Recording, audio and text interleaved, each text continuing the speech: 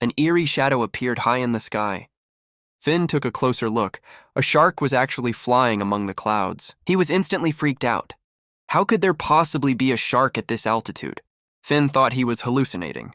He rubbed his eyes, then looked out the window again. Suddenly, a shark landed right on the airplane wing. Finn realized how serious the situation was and quickly shouted for help. A flight attendant and a cop rushed over to check. When Finn said there was a shark outside, they almost took him for a crazy person. But soon other passengers also noticed something strange. At that moment, hundreds of sharks had already surrounded the plane. Just as everyone was panicking, a shark slammed straight into the engine. The plane instantly lost balance. Then countless sharks swarmed the cockpit, battering the aircraft non-stop.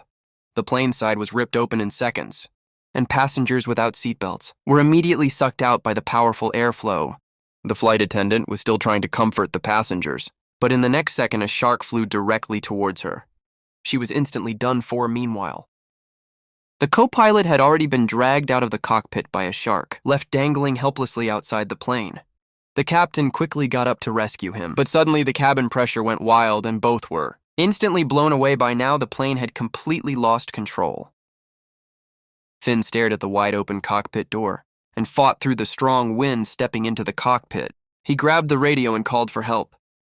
With some flying experience, Finn took control of the stick, using all his strength to stabilize the plane. Finn's ex-wife April was worried about his safety and followed him toward the suddenly. The cabin door was ripped off, but luckily, April grabbed onto the handle and managed not to get sucked out. A shark was closing in on April. The cop threw his gun to her as she tried to shoot the shark. Her arm was bitten off and taken by the beast. Fortunately, she survived the attack back in the cockpit. Finn grasped the controls, tightly pushed downward with all his might, and finally stabilized the plane at the last second. In a blaze of sparks, the plane safely crash-landed on the runway. Thanks to Finn's bravery, all the remaining passengers were unharmed. Afterward, Finn and the injured April were rushed to the hospital, having just survived a mid-air shark attack. Finn realized a much deadlier sharknado was heading straight for New York. He immediately called his sister Ellen, warning her and her family to evacuate the city and head for higher ground. Later, as he spoke to reporters, he warned everyone that a disaster was coming, but clearly no one believed a word he said.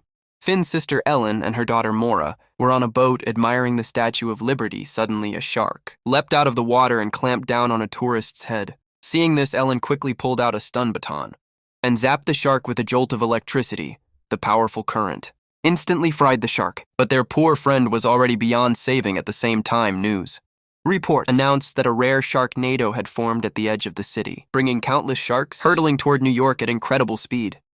Seeing the broadcast, Finn rushed toward Citi Field because Ellen's husband Martin and their son Vaughn were watching a baseball game there.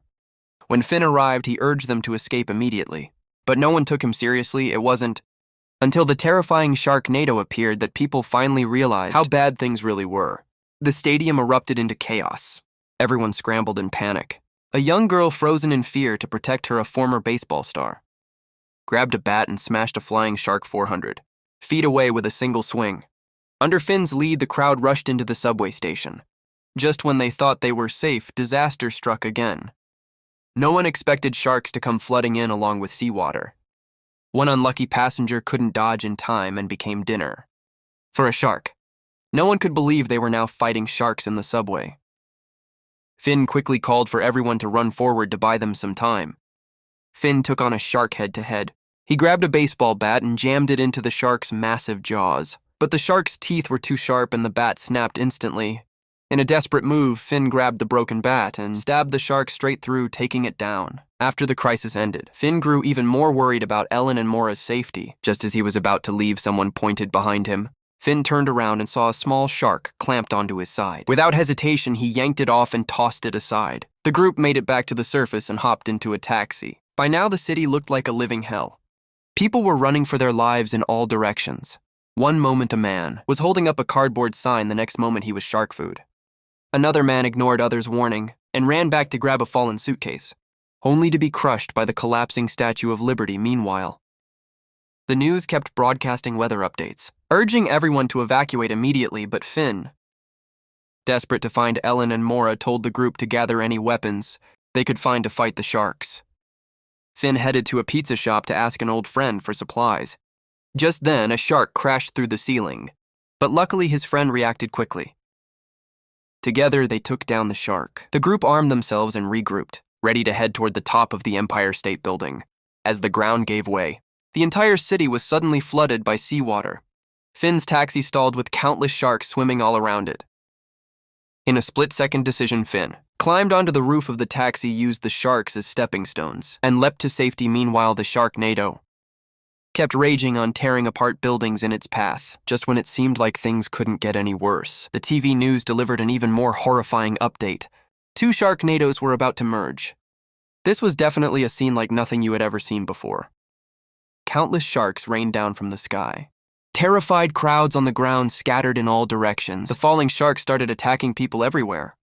Even the TV station that was broadcasting live wasn't spared to stop the disaster.